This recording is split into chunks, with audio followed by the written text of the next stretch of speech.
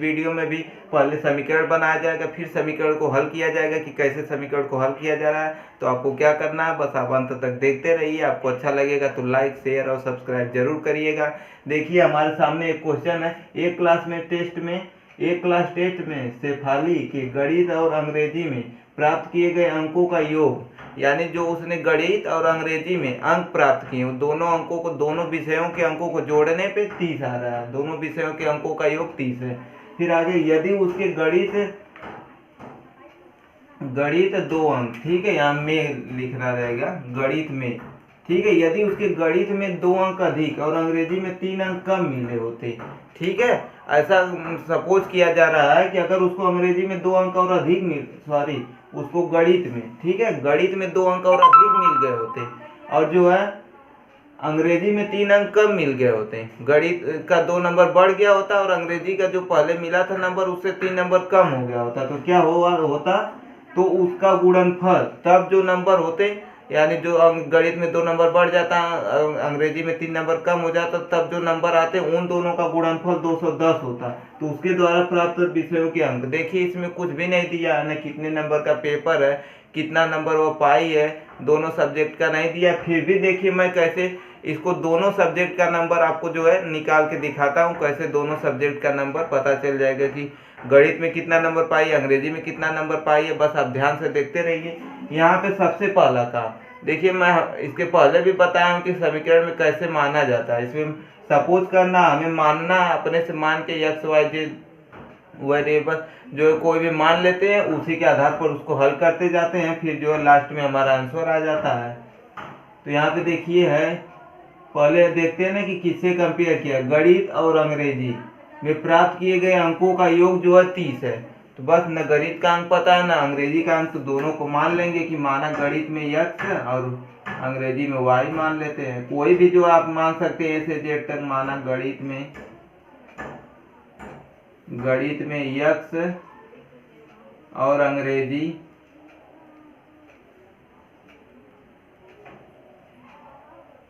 मान लेते हैं कि शेफाली को गणित में x और अंग्रेजी में y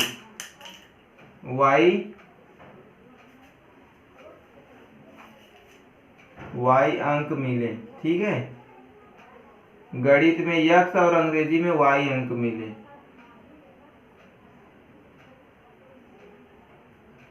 इतना मानने के बाद आप लिखेंगे तब जब गणित में x मिले और अंग्रेजी में y, तो कहा है कि दोनों विषयों के अंकों का योग जो है 30 है। तो यहाँ से एक समीकरण बन गया कि नहीं, एक गणित का अंक x है और वो अंग्रेजी का अंक y है, इन्हीं दोनों विषयों का अंकों का योग तो 30 है। देखिए हमारा पहला समीकरण, एक समीकरण बन गया। अब एक समीकरण जैसे ही बन गया, अब आगे हम बढ़ते हैं। आगे देखिए, अगर उसको गणित में 2 अंक अधिक मिलते, तो आप बताएं कि 2 अंक अगर अधिक मिलते तो कितना होता, पहले x मिला है, ठीक है, पहले 2 अंक अधिक मिलता है यानी x प्लस 2 नंबर मिलता है, ठीक है, गणित में x प्लस 2 नंबर मिलता, ये अपने से माना गया है कि 2 नंबर अधिक मिलता। तो जब 2 अंक अधिक मिलता तो जो पहले मिला था उसी से 2 अंक अधिक कहा गया है कि उससे 2 अंक अधिक मिलता। तो पहले x मिल रहा था, तो अब उसको x प्लस 2 नंबर अगर मान लीजिए मिलता, और अंग्रेजी में जितना पहले मिला था उससे जो है 3 अंक कम मिलते, ठीक है, मिले होते हैं, यानी जितना उसको मिला था अंग्रेजी में उससे 3 नंबर कम मिले होते, तो यानी पहले y मिला था, 3 नंबर जब कम मिले होते तो y माइनस 3 मिले होते, तब क्या होता है, तो उनका गुणनफल, ठीक है, तो का गुणनफल, यानी जो है यहाँ पे अंकों का रहेगा, तो अंकों का गुणनफल जब गणित में 2 नंबर बढ़ जाते और अंग्रेजी में 3 नंबर कम हो जाते, तब अंकों का गुणनफल 210 होता है, यानी ये वाले आ जाते हैं, ठीक है। जब ये वाले आ जाते, जो है गणित में x की जगह x प्लस 2 नंबर हो जाते, अंग्रेजी में y की जगह y माइनस 3 नंबर हो जाते, तो उनका गुणनफल 210 हो जाता है। देखिए 2 समीकरण हमने बना दिए, बस अब इसी को सॉल्व करते जाएंगे। अभी देखिए कैसे हमारा आंसर आता है। अब यहाँ पे देखिए, आप जानते हैं इसका जो है ये अलजेब्रा है, x प्लस 2 है, y माइनस 3, अब इनका गुणनफल जानते ही आप, नंबर और जो है वेरिएबल का गुणनफल। तो यहाँ पे देखिए x में y का गुणा तो x y, फिर अब यहाँ पे देखिए x का माइनस 3 में गुणा, जब प्लस का माइनस में गुणा तो माइनस आ जाएगा, माइनस 3x। अब इसी 2 का y में गुणा तो प्लस 2y। अब देखिए प्लस 2 का माइनस 3 में गुणा तो माइनस होता है, माइनस 6 हो जाएगा, ठीक है। अब देखिए बराबर 210 है, ठीक है, बराबर 210 है। तो अब यहाँ से देखिए अब क्या करेंगे हम जो है, अब देखिए इसको हल करने का कोई तरीका नहीं दिख रहा है, लेकिन जानते हैं कि आप ध्यान देंगे तो कोई ना कोई जो है दो समीकरण है तो उसमें कुछ न कुछ रहता है कॉमन, कुछ न कुछ जो है तरीका लग सकता है, हल हो सकता है प्रश्न। अब जैसे यहाँ से हम इसको जो है दो वेरिएबल में है x और y, ठीक है, ये जो हमारा समीकरण है दो वेरिएबल में है, ठीक है, यानी दो चर वाला समीकरण है। तो हम इसको एक चर में लाने की कोशिश करेंगे। जैसे ही एक चर में आएगा तो आसानी से इसका गुणनखंड तो होगा नहीं कि गुणनखंड करके हल करने, तो इसको हम एक चर में ला देंगे तो बस एक ही रहेगा, तो उसको जोड़ घटा के तुरंत ऐसा निकल जाएगा। तो इसके लिए क्या करेंगे, यहाँ से देखिए जब x प्लस वाई बराबर 30 है तो यहाँ से x बराबर भी हम निकाल सकते हैं, y बराबर भी। जब देखिए x बराबर निकालेंगे तो यानी ये प्लस वाई दूसरी तरफ जा रहा है, तो प्लस वाई दूसरी तरफ जाएगा तो माइनस वाई हो जाएगा, 30 में से y घट जाएगा। अब चाहे तो हम x का मान ये समीकरण में रखें, यहीं से चाहे तो हम y का मान निकालें। अगर x बराबर जैसे 30 माइनस वाई आया उसी तरह y बराबर, अब इसमें देखिए y बराबर लिखे हैं तो ये प्लस x इधर आ गया, ठीक है, y के साथ x था लेकिन यहाँ पे x हट गया तो x इधर आ रहा है दूसरी तरफ, तो y बराबर हो जाएगा 30 माइनस x। अब देखिए 30 माइनस x, तो आप दो जो चाहे x का मान इसमें रख दे 30 माइनस वाई, चाहे y का मान इसमें रख दे 30 माइनस x, ठीक है। तो चलिए मैं y की जगह पे इसमें 30 माइनस x रख देता हूँ, y बराबर 30 माइनस x। तो x इंटू यहाँ पे देखते हैं y की जगह हम 30 माइनस x रखते हैं, ठीक है। देखिए 30 माइनस x माइनस 3x, देखिए प्लस 2 इंटू वाई की जगह पे हमारा 30 माइनस x रखा जा रहा है। देखिए माइनस 6 है, अब 210 को भी इधर ही कर लेते हैं, एक ही तरफ कर लेते हैं, माइनस 210। देखिए प्लस 210 है बराबर की इधर बाई तरफ गया तो माइनस 210।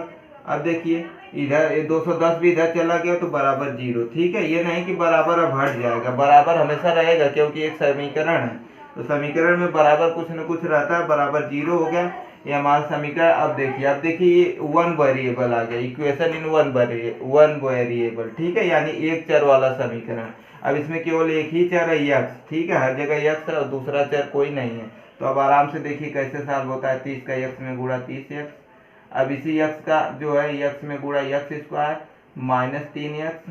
अब यहाँ पे देखिए प्लस 2 का गुणा 30 में 60 माइनस 2 का गुणा x में 2x, फिर माइनस, देखिए माइनस माइनस जब समान चिन्ह होता है तो जुड़ जाता है, आप जानते ही हैं, और माइनस माइनस जुड़ता है तो माइनस में ही रिजल्ट आता है। तो देखिए यहाँ पे 216 बराबर 0। अब यहाँ से आप देखिए माइनस एक्स स्क्वायर, अब यहाँ पे देखिए प्लस 30x है, इसको एक बार चलिए हम देख लेते हैं, minus 3x 30x minus x square minus 3x। अब यहाँ पे देखिए 2y माइनस 6, ठीक है, एक्स वाई फिर x y minus 3x plus 2y minus 6। अब यहाँ पे 30 माइनस एक्स माइनस 3x, फिर 2 इंटू 30 माइनस एक्स यानी 60 माइनस 2x, सही है, ठीक है, सही। अब देखिए प्लस 30x है, यहाँ पे minus 3x minus 2x, minus minus जुड़ जाएगा माइनस 5x, और 30x में से 5x घट जाएगा तो 25x। चलिए मैं आपको एक लाइन और आसान कर देता हूँ, 30x लिख देता हूँ, इन दोनों को माइनस माइनस को जोड़ के माइनस 5x लिख देता हूँ, फिर अगले लाइन में हमारा 25x ही आएगा, 30 माइनस 5 है 25x ही आएगा। अब उसके बाद देखिए क्या क्या बचा है हमारा, ठीक है, इधर वाला पूरा खत्म होगा, 60 बचा है और ये 216 बचा है। तो देखिए 60 के आगे प्लस है, प्लस 60 है माइनस 216, तो प्लस माइनस हमेशा घटेगा, माइनस वाला जब बड़ा है, जो नंबर बड़ा रहता है वही रिजल्ट में भी चिन्ह आता है। तो माइनस बड़ा तो माइनस में हमारा आंसर आएगा 6 माइनस 0 6 हो गया। अब आप देखिए 11 माइनस 6 5 156 बराबर 0, ठीक है। अब यहाँ से देखिए माइनस एक्स स्क्वायर, देखिए 30 है, ठीक है, 30 माइनस 5 जो मैंने बताया था पहले ही 25x आ गया, फिर माइनस 156 बराबर 0। अब देखिए एक चीज यहाँ से आप देखिए minus x square minus 25x minus 156, minus से देखिए गुणा कर देते हैं, ठीक है। अब यहाँ पे एक चीज और आपको समझने लायक है, जो भी हम किसी समीकरण में करते हैं, जोड़ते घटाते हैं, वो दोनों तरफ करते हैं, ठीक है। अगर कोई नंबर हम इधर जोड़ रहे हैं तो इधर भी जोड़ेंगे, इधर घटा रहे हैं तो इधर भी घटा रहे हैं, गुणा कर रहे हैं तभी दोनों पक्ष में भाग कर रहे हैं तभी। उसी तरह चिन्ह से भी किसी चिन्ह से गुणा भाग कर रहे हैं तो दोनों तरफ करेंगे। अपने से अगर हम मान लीजिए मैं यहाँ पे जो है कोई नंबर जोड़ दूं या घटा दूं या गुणा या भाग कुछ भी कर दूं, इधर इधर कुछ नहीं करूं तो गलत हो जाएगा, तब तो समीकरण ही चेंज हो जाएगा। हमें समीकरणों की इक्विवेलेंट रखना है पहले की तरह ही, उसमें कोई चेंज ना हो। तो इसीलिए माइनस से गुणा होगा, माइनस से देखिए गुणा होगा तो माइनस का माइनस में गुणा, माइनस से जैसे ही गुणा होता है सबका चिन्ह बदल जाता है, माइनस का प्लस, प्लस का माइनस, फिर यहाँ पे देखिए माइनस का प्लस, ठीक है। अब इसको आप ऐसे भी समझ सकते हैं, देखिए यहाँ पे होता है माइनस का माइनस में गुणा प्लस, अब माइनस का प्लस में गुणा माइनस, माइनस का माइनस में गुणा प्लस, देखिए हमारा समीकरण आ गया। फिर समीकरण आ गया, बस अब वही काम जो पहले से आप करते चले आ रहे हैं। मैं आपको पहले से 3-4 वीडियो में बताया, जब से ये शुरू किया कि पूर्ण वर्ग बना के समीकरण को हल करना, तो फिर अब वही हमारा कंडीशन आ गया, इस समीकरण को पूर्ण वर्ग बना के हल करना, ठीक है। तो यहाँ पे देखिए पूर्ण वर्ग बनाने के लिए एक्स स्क्वायर, आप फार्मूला जानते हैं कि x माइनस वाई का होल स्क्वायर, या फिर कह सकते हैं a माइनस बी का होल स्क्वायर बराबर होता है a स्क्वायर, ठीक है। यानी हम इसको लिख सकते हैं x का स्क्वायर, ठीक है। a स्क्वायर माइनस 2ab होता है, तो 2 इंटू a का मान देखिए x है। अब इसमें देखिए हमें माइनस 25x है, तो किसी से गुणा करें, ठीक है। तो जो है b का मान हमें ऐसा रखना है कि जो बीच में माइनस 25x है वही माइनस 25x हमारा बीच में आ जाए, ठीक है। माइनस 25x हमें लाना है बीच में, तो माइनस 25x लाने के लिए देखेंगे 2 में किसी भी नंबर से गुणा करने पे माइनस 25 नहीं आएगा, तो इसके लिए ऐसे करेंगे 25/2 से गुणा करेंगे। 25/2 से जैसे ही गुणा करेंगे तो देखिए 2 से 2 कटेगा, हमारा 25 आ जाएगा। 25 का x में गुणा 25x, 2 से 2 कट जाएगा। तो अब देखिए b का मान हमें प्राप्त हो गया, ठीक है। यहीं से b का मान प्राप्त होता है।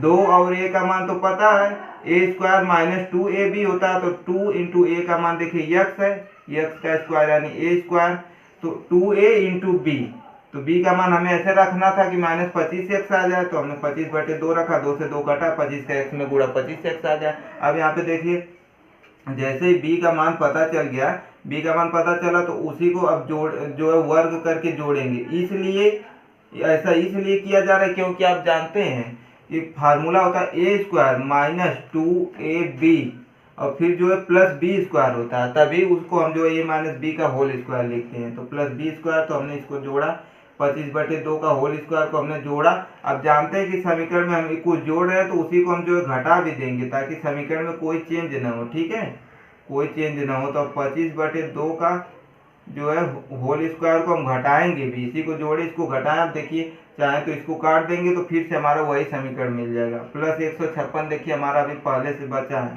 तो प्लस 156 हमने लिख दिया, जो कि समीकरण में पहले से है 156, तो उसको लिख दिया गया।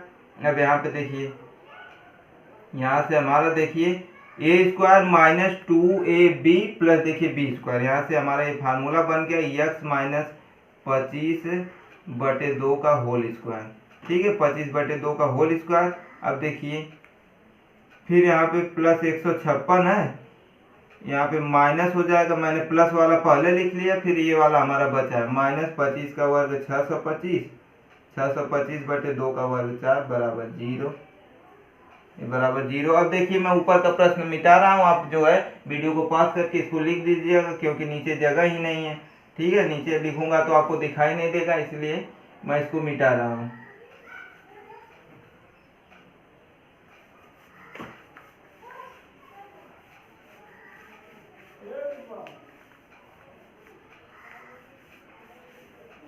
चलिए यहाँ भी मिटा दे रहा हूँ, जगह भी लगेगा काफ़ी, ठीक है, ज़्यादा आपको जगह लगेगा, इसको भी मिटा रहा हूँ। अब वीडियो को पॉज करके सबको लिखिएगा जरूर, कापी पेन हमेशा लेके बैठा करिए। देखिए हमारा ये आया समीकरण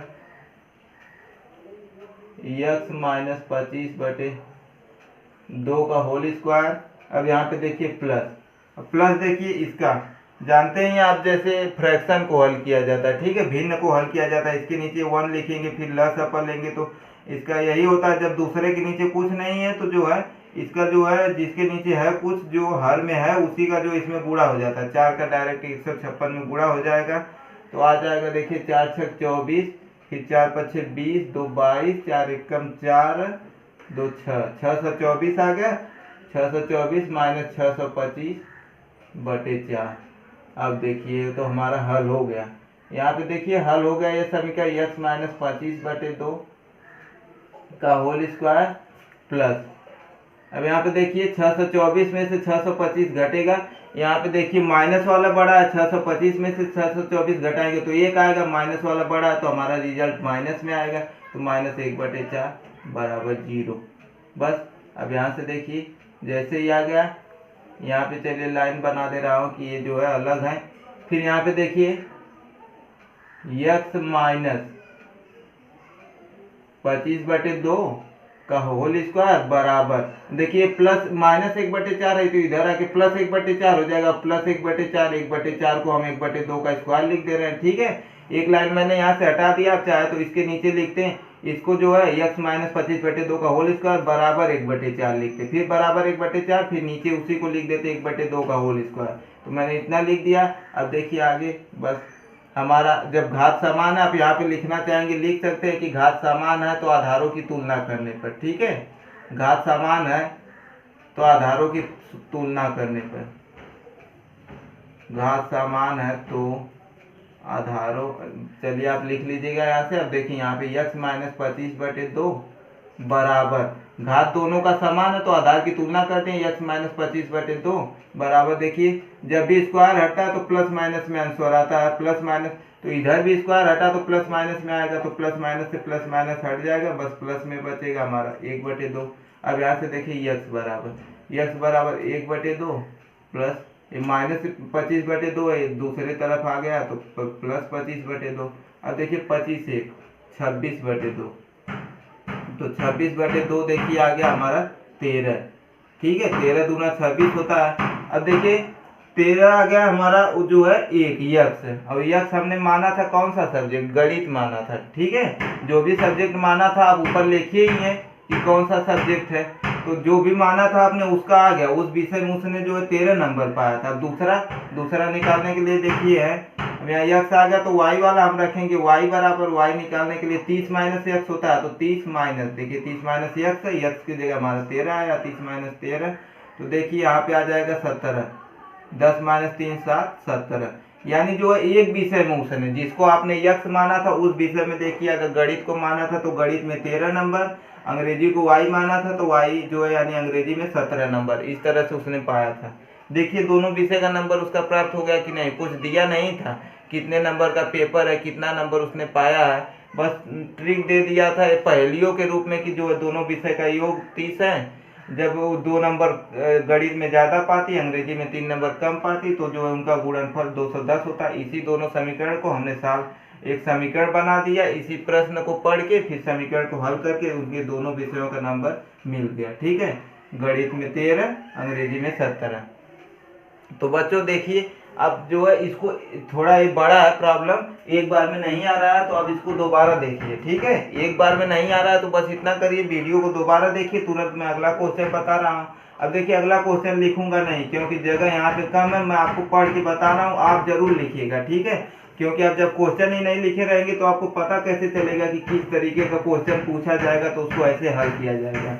तो आप जो है इसको क्वेश्चन को मैं पढ़ के सुना रहा हूँ, आप लिखिएगा जरूर, कापी पेन हमेशा लेके बैठा करिए। और दोस्तों आपको अच्छा लग रहा है, आपको मेरा पढ़ाया हुआ पसंद आ रहा है, तो आप जो है अपने दोस्तों को जरूर शेयर करिए। सबसे पहला काम अपने सभी दोस्तों के साथ वीडियो को शेयर करिए। और जो है इसमें आपको कुछ कमी लग रही है, आपको लग रहा है कि मुझे अपने अंदर कुछ सुधार करना चाहिए, तो आप कमेंट में बताइए, मैं अपने अंदर उस चीज़ को जरूर सुधारने की कोशिश करूँगा। ठीक है, अब देखिए अगला क्वेश्चन हमारा है, अगला क्वेश्चन है कि 3 वर्ष पूर्व रहमान की आयु वर्षों में, ठीक है, यानी वर्षों में उसकी आयु बता रहा है कि 3 वर्ष पूर्व उसकी आयु का व्युत्क्रम और अब से 5 वर्ष पश्चात, यानी पश्चात मतलब बाद में होता है, 5 वर्ष बाद उसकी आयु का व्युत्क्रम का योग 1/3 उसकी वर्तमान आयु बताना है। इसमें देखिए और टेढ़ा कर दिया। ठीक है, और टेढ़ा कर दिया, लेकिन एकदम घबराने की जरूरत नहीं, ये भी उसी तरह सॉल्व हो जाएगा। देखिए इस तरह का वर्ड प्रॉब्लम एक बार जरूर पूछा जाएगा। अब इसको समझ में आ रहा होगा आपको कि देखिए द्विघात समीकरण का हमारे दैनिक जीवन में क्या यूज है। ठीक है, अब उसको अच्छे से पढ़ेंगे ना, उसको जब पढ़ेंगे उससे रिलेटेड प्रॉब्लम को देखेंगे, तब जाके आपको पता चलेगा ये तो हमारे दैनिक जीवन में। अब देखिए इस तरह के क्वेश्चन आपको अक्सर मिलते होंगे, किसी चीज़ की लंबाई चौड़ाई सही दिशा में नहीं पता है, सही तरीके से नहीं पता है, तो उसको देखिए कैसे सॉल्व करते हैं। तो अब इस तरीके के क्वेश्चन आप कर सकते हैं। जैसे एक क्वेश्चन दिया, एक रेलगाड़ी समान चाल से 30 किमी की दूरी तय करती है, यदि वो 5 किमी प्रति घंटा अधिक होती तो वह उसी यात्रा को 1 घंटा में कम समय लेती। ठीक है, यानी उसकी चाल 1 किमी प्रति घंटा कम,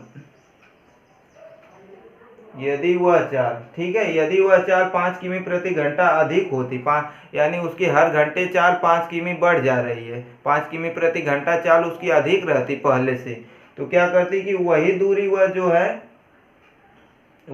वह 10 घंटे कम समय में तय कर लेती। पहले जितना समय ले रही थी, सॉरी इसी में दूसरा क्वेश्चन भी मैं पढ़ दे रहा हूँ, 1 घंटा कम समय लेती, पहले जितना समय ले रही थी उससे 1 घंटा कम समय में चली जाती। तो रेलगाड़ी की चाल बताइए। ठीक है, ये क्वेश्चन भी अगर आपको जानना है तो मुझे कमेंट में बताइएगा। अभी मैं जो अभी क्वेश्चन कराने जा रहा था उसको मैं बता रहा हूँ। 3 वर्ष पूर्व रहमान की आयु का व्युत्क्रम, यानी 3 वर्ष पूर्व जो उसकी आयु थी उसका व्युत्क्रम, और अब से 5 वर्ष बाद, इस समय जो आयु है अब से 5 वर्ष बाद की आयु का व्युत्क्रम, दोनों की आयु का जो है, दोनों आयु का व्युत्क्रम, एक तो अब से 3 वर्ष पहले जो आयु है उसका व्युत्क्रम करिए, फिर अब से 5 वर्ष बाद जो आयु है उसका व्युत्क्रम करिए। दोनों व्युत्क्रम का योग, दोनों व्युत्क्रम को जोड़ने पर क्या आ रहा है कि 1/3 आ रहा है। ठीक है, दोनों उसकी आयु का व्युत्क्रम का योग 1/3 आ रहा है, तो उसकी वर्तमान आयु इस समय कितनी आयु है ये बताना है। तो देखिए मैं इसको सॉल्व कर रहा हूँ, फिर जो है जिससे कंपेयर किया जाता है उसको मानते हैं। ठीक है, इसमें वर्तमान आयु से कंपेयर कर रहा है कि वर्तमान आयु से 3 वर्ष पहले, फिर वर्तमान आयु से 5 वर्ष बाद, तो इसमें वर्तमान आयु को माना जाएगा कि माना उसकी इस समय आयु। ठीक है, इस समय आयु यानी वर्तमान आयु यक्स है, यक्स वाई जेड आप कुछ भी मान सकते हैं। ठीक है, ए से जेड तक कुछ भी आप मान सकते हैं कि माना उसकी वर्तमान आयु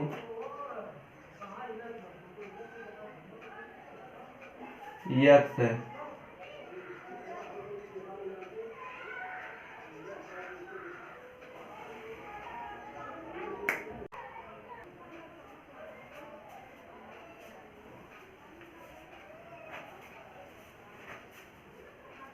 तो दोस्तों थोड़ा लाइट का इशू हो गया था। देखिए अब आगे हम इसको बता रहे हैं। मान लिया हमने जो है कि उसकी वर्तमान आयु यक्स है, वर्तमान आयु यक्स मानने के बाद अब देखिए आगे जो कंडीशन कहा है उसके आधार पर एकदम चलते जाते। 3 वर्ष पूर्व कहा था। ठीक है, क्वेश्चन में कहा था कि 3 वर्ष पूर्व उसकी आयु का व्युत्क्रम, तो पहले 3 वर्ष पूर्व उसकी आयु का व्युत्क्रम कितना होगा ये पहले निकालेंगे ना। देखिए जैसे मान लीजिए आपकी वर्तमान आयु समय 15 वर्ष है, तो 15 वर्ष है तो 3 वर्ष पूर्व कितनी होगी, 3 वर्ष पहले, उसमें से 3 घटाएंगे ना, 15 - 3 12 होगा। तो इसी तरह इसकी जब वर्तमान आयु यानी इस समय आयु यक्स है, तो 3 वर्ष पूर्व उसकी आयु जो है कितना हो जाएगा, यक्स - 3 हो जाएगा।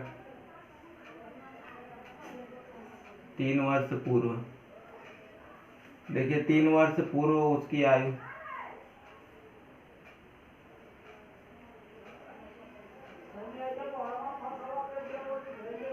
तीन वर्ष पूर्व उसकी आयु बराबर देखिए यक्स - 3, फिर देखिए उसका व्युत्क्रम। ठीक है, उसका व्युत्क्रम हो जाएगा 1/x - 3। चलिए पहले यही लिख दे रहा हूँ, फिर व्युत्क्रम तो आपको बाद में बता दूँ। अब देखिए इसी तरह 5 वर्ष बाद का है, 3 वर्ष पूर्व और 5 वर्ष बाद या पश्चात का है यानी बाद।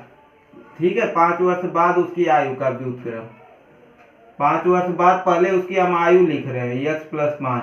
ठीक है, 3 वर्ष पूर्व जो है उसकी आयु यक्स - 3 थी, तो उसी तरह 5 वर्ष बाद यक्स + 5। जैसे आपसे पूछा जाए कि अब से 5 वर्ष बाद आपकी आयु कितनी है, तो आप इस समय जितनी आपकी आयु उसमें 5 वर्ष जोड़ेंगे, तो उसी तरह इस समय उसकी वर्तमान आयु यक्स है, तो 5 वर्ष बाद यक्स + 5। अब देखिए दोनों का व्युत्क्रम कहा है, 3 वर्ष पूर्व जो उसकी आयु थी उसका व्युत्क्रम यानी यक्स - 3, और 5 वर्ष बाद जो उसकी आयु होगी यक्स + 5, दोनों का व्युत्क्रम कर लिया गया। 5 वर्ष बाद जो उसकी आयु होगी उसका भी व्युत्क्रम, और इन दोनों का योग। ठीक है, उसकी दोनों आयु का योग जो है 1/3 है, दोनों आयु के व्युत्क्रम का योग। एक बार हम मिला लेते हैं।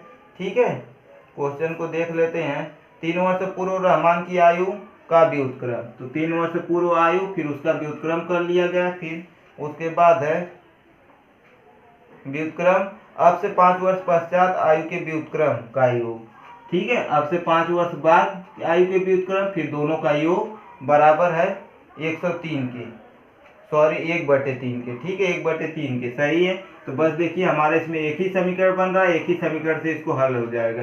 एक ही समीकरण बन रहा है तब भी हल हो जाएगा क्योंकि एक ही वेरिएबल में, ठीक है, एक चर वाला समीकरण, दोनों जगह एक सही आया, दूसरा कोई चर नहीं आया है। तो अब यहाँ पे देखिए ऐसे आप जानते हैं जैसे एलसीएम की तरह इसको भी हल करेंगे। x-3 x+5, यहाँ पे देखिए x-3 हो गया, x+5, फिर देखिए प्लस, यहाँ पे देखिए प्लस x-3 बराबर 1/3। ठीक है, x-3 अब जानते हैं इससे इसको भाग देते हैं, इसको तो भाग देते हैं। तो यहाँ पे देखिए भाग देंगे तो x-3 यहाँ पे हो गया इतना,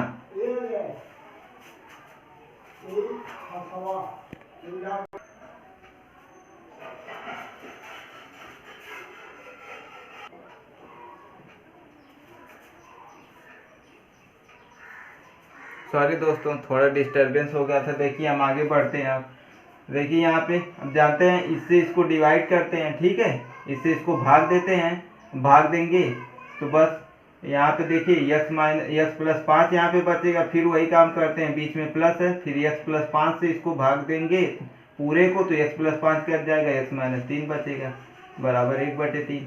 अब देखिए आगे, देखिए x और x जोड़ के 2x हो गया, फिर +5 -3, 5 -3 2 हो गया, +2, क्योंकि देखिए प्लस वाला बड़ा है, 5 बड़ा है, 5 के आगे प्लस है तो +2। अब बटे देखिए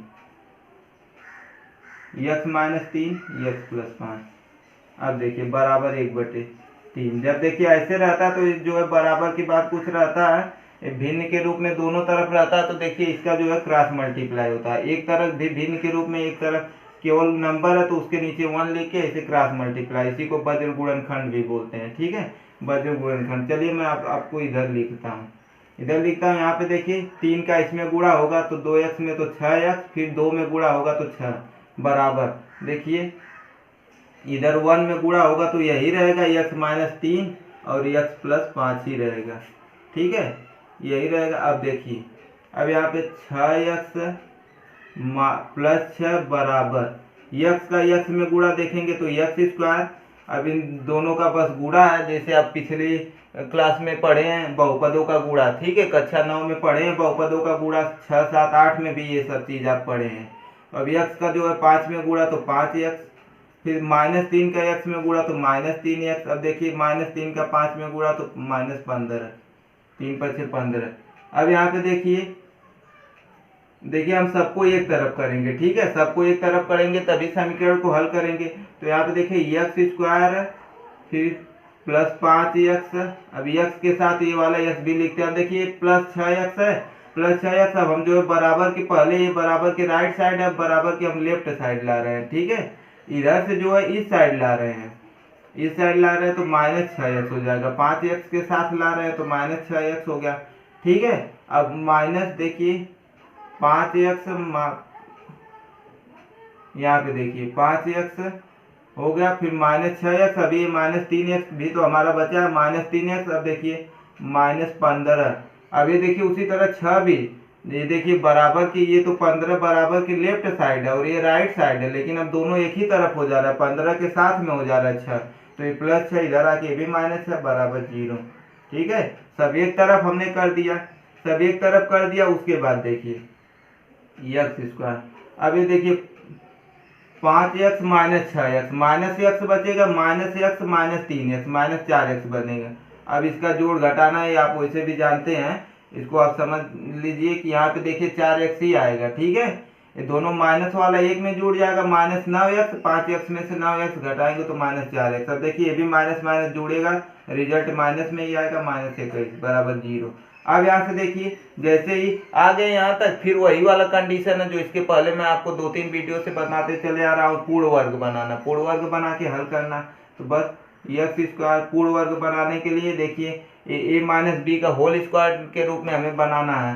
तो a - b का होल स्क्वायर बराबर होता है a², यानी देखिए a² हो गया -2ab। तो 2 इंटू ए का मान हमारा x है। अब देखिए b का मान हम अपने से ऐसा रखें कि -4x आ जाए। अभी b का मान 2 रखेंगे तभी ना, 2 दूना 4 और x -4x आ जाएगा, तो b का मान हमें मिल गया। तो अब प्लस बी स्क्वायर होता है, आप जानते हैं a square -2ab plus b square. तो b का मान हमारा 2 आया, तो उसी का स्क्वायर जोड़ देंगे इसमें हम, ठीक है, क्योंकि बी स्क्वायर नहीं है तो हम उसी को जोड़ेंगे, फिर आप जानते हैं उसी को घटाएंगे भी, ताकि समीकरण को कोई चेंज ना हो समीकरण में। तो 2 का स्क्वायर घटाएंगे भी। अभी देखिए -21 हमारा बचा है, -21 बराबर 0। अब यहाँ से देखिए a square -2ab plus b square, हमारा ये a माइनस बी का होल स्क्वायर बन गया। अब देखिए यहाँ पे, यहाँ तक तो हो गया, फिर -2 का स्क्वायर 4, फिर माइनस देखिए 21। अब देखिए यहाँ पे x माइनस 2 होल स्क्वायर -25 बराबर 0 देखिए होगा। अब जब बराबर के दूसरे साइड जाएगा तो आप जानते ही अभी तक कितना बार आ चुका है, माइनस जो है बराबर के इधर आए तो +25 हो जाएगा, ठीक है, यानी बराबर खाली 25 हो जाएगा। तो चलिए मैं बराबर 0 हटा के डायरेक्ट यहीं पे बराबर लगा दे रहा हूँ, क्योंकि इसकी अगले लाइन में यही लिखा जाएगा, -25 को दूसरे साइड लेके जाएंगे तो x माइनस 2 का होल स्क्वायर बराबर 25, यही चीज आएगा। मैंने यहीं पे कर दिया। अब देखिए, अब इसको और भी ऐसे कर सकते हैं, x माइनस 2 का होल स्क्वायर बराबर 5 का स्क्वायर।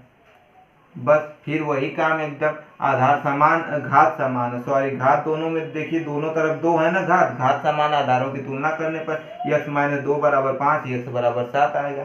अगली लाइन आप लगा लीजिएगा, ठीक है। मैं चलिए यहाँ पे लगा दे रहा हूँ। हो सकता है कि आपको वीडियो में ये नहीं दिखे, लेकिन आप तो यहाँ इसके बाद तो बस एक लाइन आप हल करना जानते ही हैं। आप पहले लिख देंगे कि घात समान है तो आधारों की तुलना करने पर आधार की तुलना करेंगे तो x माइनस 2 बराबर 5, यहाँ से देखिए x बराबर 7। यहाँ पे हो सकता है आपको नहीं दिखाई दे, इसीलिए मैं नहीं लिख रहा था, लेकिन फिर भी आप सुन के जान जाइए। देखिए x बराबर 7 आया, तो उसकी वर्तमान आयु को हमने x माना था, जो हमने माना था उसी का मान तो आया है। वर्तमान आयु को x माना था तो x का मान ही 7 आया, यानी इस समय उसकी आयु 7 है। क्या पूछा था? वर्तमान आयु ही ना, बिल्कुल, उसकी वर्तमान आयु ज्ञात कीजिए। तो वर्तमान आयु 7 है, ठीक है, इस समय वह 7 वर्ष का है। तो देखिए आपको समझ में आया। एक बार आपको जो है नहीं समझ में आया तो पूरा वीडियो दोबारा देखिए। अब देखिए इस पर मैं इतना क्वेश्चन बता चुका हूँ। अभी तो शब्दों वाले प्रश्न पर 2 ही क्वेश्चन बताया हूँ, लेकिन ये जो पूर्ण वर्ग बनाकर हल करना, इस पर तो मैं 7-8 क्वेश्चन बता चुका हूँ। पूर्ण वर्ग बनाकर हल करना आप इसको समझ चुके होंगे, कैसे पूर्ण वर्ग बनाकर हल किया जाता है। अब मैंने देखिए शब्दों वाले प्रश्न को समीकरण के रूप में बनाकर हल करना भी 2 इसमें बताया। अब इसके अगले वीडियो में और जो है 2-3 क्वेश्चन आपको बताऊंगा। और जो एक चीज़ मैं आपको बताना चाहता हूँ कि जब आप सब्सक्राइब करते हैं, जैसे ही सब्सक्राइब करेंगे आप देखेंगे उसके बगल में जो है बेल आ जाता है, बेल आइकन, ठीक है, घंटी की तरह आ जाता है। उस पर घंटी पे क्लिक करेंगे, आपको 3 ऑप्शन देता है, ठीक है।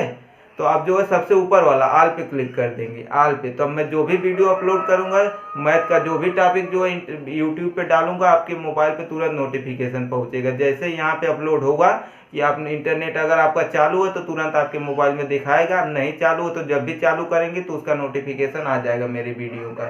तो इसीलिए चैनल सब्सक्राइब करने के बाद बेल पे जो है क्लिक करके आल पे क्लिक कर दिया करिए। आपको मेरी मेहनत अच्छी लग रही है तो यार अपने सभी दोस्तों के साथ तुरंत शेयर करो, अपने हर एक दोस्तों के साथ शेयर करो वीडियो को। जो भी मैथ पढ़ते हैं, जो भी पढ़ने वाले बच्चे हैं, सबको शेयर करो। उनसे भी कहो कि इस वीडियो को शेयर करिए। आप हमारे लिए इतना कर देंगे तो जो है हमारी बहुत हेल्प हो जाएगी, और हमें भी जो है पढ़ाने में जितना ज़्यादा बच्चे रहेंगे उतना ही ज़्यादा अच्छा लगेगा, ठीक है। तो आज के लिए इतना ही, धन्यवाद।